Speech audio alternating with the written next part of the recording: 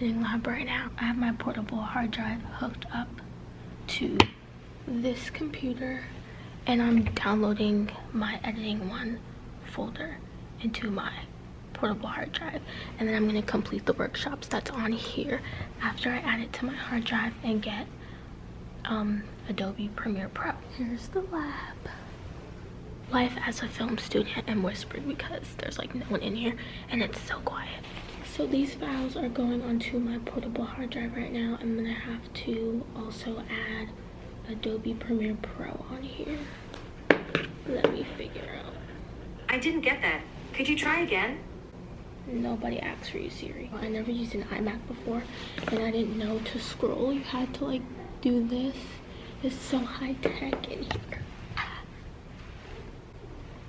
Got Final Cut Pro and like all the editing softwares on here. Adobe Premiere Pro. And that's what we need. All right, I'm gonna get this work done and I'll be back. Hey guys, it's a little bit later. I'm looking a little crazy. I unwind and got a little cozy. I'm sitting here getting some work done for my editing class currently. So I figured out everything with Adobe. I can't even think of it right now, but that little guy right there.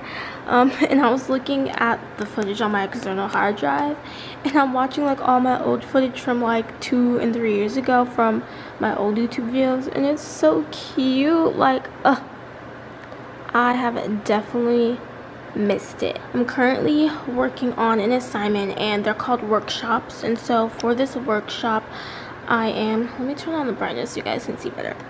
For this workshop, we're supposed to be setting up our working folders, and then that's part 1 of the workshop. So I just got finished watching the online lecture for that, and that was about 5 minutes long. Just my professor talking and showing us how to set up the working folders. So we're on our next workshop here, and this workshop is called Intro to Premiere Pro. And so for this workshop, after we've set up the working folders, we are supposed to edit like a short clip, maybe like 2 to 3 minutes long, in Adobe Premiere, just to let my professor know that we know how to operate the editing software. We just watched the lecture on how to do that and upload it into Canvas. I'm currently watching the tutorial from my professor on how to navigate working bins within Premiere Pro, and I think that I can confidently say that I am not a fan of this software currently because I don't like it right now. I'm gonna give it some time. I hope I grow to like it, but currently I'm not a fan. It's driving me nuts. Hey guys, I'm back. It's like the next week, exactly a week from my last clip. Let me just take a moment for the outfit because I just look so cutesy. Anyways, so today in film class, basically went over a lecture today in class regarding camera functions. So this is only our 2nd class, and we are starting with the basics, which I kind of know most of them, but now we're starting like to get more into it. And today I actually picked up my camera that I'll be renting for the semester. Yes, I have my own, but I just want to experiment with different types of cameras. I have a Canon G7X Mark II, and I also have a Canon Rebel T6i. The one that I'm borrowing from my school is a Canon 80D. It's really nice to experiment with different cameras because when I get to the film industry, I will be using different cameras and I want to know how their functions work. So I'm very grateful to achieve this experience. I was given this bag. I'm gonna invest in one of these because I have a camera bag, but it's like a really small one, almost like a purse. And so I definitely want to invest in one of these like backpack camera bags. Okay, so here is what's in this package.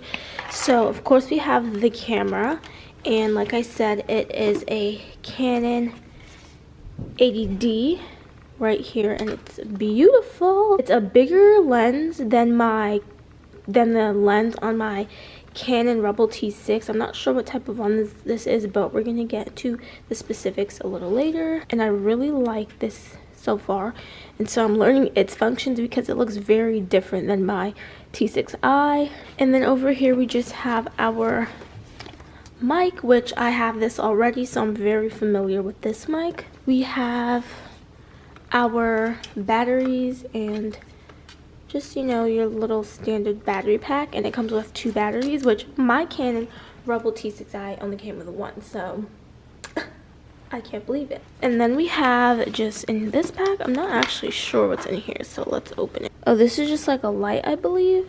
I'm still learning what's in this package. And then I forgot what this is called. And this takes AA batteries, but we're not going to start using this device yet because we're just starting to get more into camera functions. But the level that we are currently on, I am very familiar with everything we're learning right now. For our first assignment, we are going to be working on taking photos with the camera that was given to us. We're going to be taking a close-up shot, medium, and wide, and that will be our first assignment, and it's a photography excursion. So I'm really excited to learn the functions of this camera because I'm used to like my specific functions on my camera and my settings, so I wanted to just use theirs because I don't feel like messing up my settings. So we open it. I'm going to turn it on. For my T6i, my like on and off button is like somewhere up here. Theirs is over here, so we're gonna cut it on. And boom, I've got to take the lens cap off. Can you guys see me? This might be the same lens I have, but I feel like this one's longer for some reason.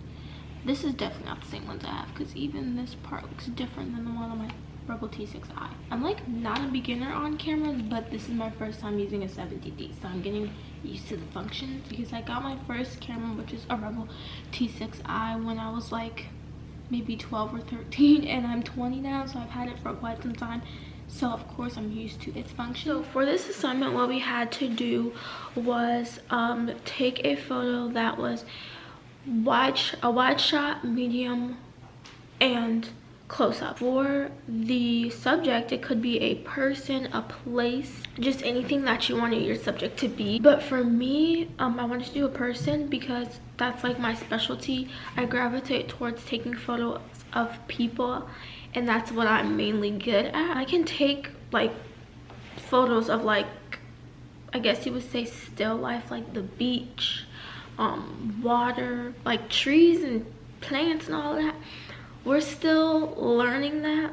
I would not say that's my specialty, but we are still learning as we go, and that is why we are in this class, to learn as much as possible to take it to into our career. I changed my subject and I decided to do a plant that I have, and I felt like that worked a lot better for what I chose. And so we had to choose a shutter speed of 1/50th, and then we can change our ISO and aperture. And so I played around with that, and I kind of did auto because I'm still learning this camera. Had it been on my own personal camera, it probably would have been a lot easier for me because I'm used to the functions and features of my T6i, and I'm still learning this camera. So yeah, but the reason why I decided to rent a camera for the semester when I have my own, I have quite a few cameras, I decided to do that because I wanted to know what it was like to work with different types of cameras rather than just one camera, because you're never gonna work with just one camera. You're always going to be evolving and working with different types of cameras. So I was like, let me just learn on something new. And I originally thought I was going to get a Sony, but they ended up giving me a Canon, and I'm a Canon girly through and through, so I'm so happy that I have a Canon for the semester. But just working with it is really nice. And so the point of this assignment, which was the photography excursion, is that we just kind of play around with the camera and get used to its functions and how to use it, how to change the ISO and the aperture, how to create the white balance, stuff like that. And so it's great to refresh my mind on those things because I did know how to do some of those things, but I didn't know it more in depth how I know now. Excuse the nails, they're looking oh so crazy. I need a fill. But so I took this photo and my ISO was at 800, 1/50th of a shutter speed. So that's what I did for that one, and this would be considered my close-up. Now I'm still learning. You can feel free to give me constructive criticism. That's what we're here for, to learn. But I feel like this was like I guess a good shot as a close-up. I would consider this a close-up. I don't know. It's different. I'm used to taking photos of people and not plants and nature. So I'm still learning how to differentiate a close-up, medium, and wide shot when it comes to taking photos of like plants and stuff. This is my medium shot, and let me show you guys the difference. So from medium to close, medium to close, and this is my wide, so it's the whole entire plant. So we went from the wide, the medium, and the close-up.